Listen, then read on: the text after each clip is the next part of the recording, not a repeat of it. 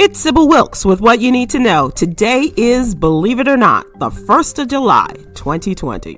Number 1. The week-long wait for a winner in Kentucky's U.S. Senate Democratic primary is over. African-American State Representative Charles Booker may have lost to former military fighter pilot Amy McGrath, but old-school politicians have been put on notice.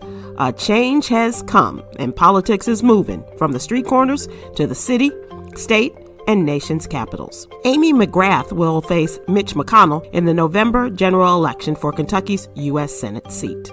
Number 2, Kentucky's Attorney General is getting slammed for the family photo celebrating his recent engagement as the family of Breonna Taylor waits for justice for her murder by Louisville police. When Beyonce called for the officers to be charged, the state's first African-American AG said this investigation requires time and patience. Well, the people have been patient as you celebrated AG Cameron, and it's time for the Attorney General to bring charges and justice in the name of Breonna Taylor. Number 3, just as restaurants and other businesses ended a 2-month lockdown and reopened their doors to customers, the virus is causing elected officials to roll back the plans to jumpstart the economy. This means millions could once again lose their jobs and their livelihoods. And to add to possible layoffs, unemployment benefits put into place to help struggling citizens when the pandemic began are set to expire at the end of this month. Number 4, bond has been granted to the former Atlanta police officer charged in the murder of Rayshard Brooks. Despite an emotional plea from Rayshard's widow, Tamika Miller, Superior Court Judge Jane Barwick granted a $500,000 bond to Garrett Rolfe.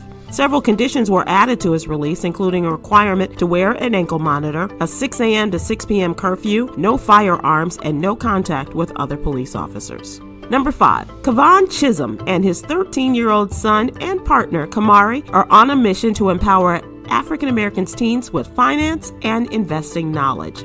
Through an online summer camp, teens will not only learn financial concepts like budgeting, banking, and the stock market, but also discover the great contributions of African Americans to our society and world. Read more about it in today's What You Need to Know newsletter. Join Stephen Hill and me today live on YouTube at 7 p.m. Eastern, 6 p.m. Central as we discuss today's top headlines and more. And that's what you need to know. For more information, please go to SybilWilkes.com and sign up for my free newsletter. Be informed, be empowered.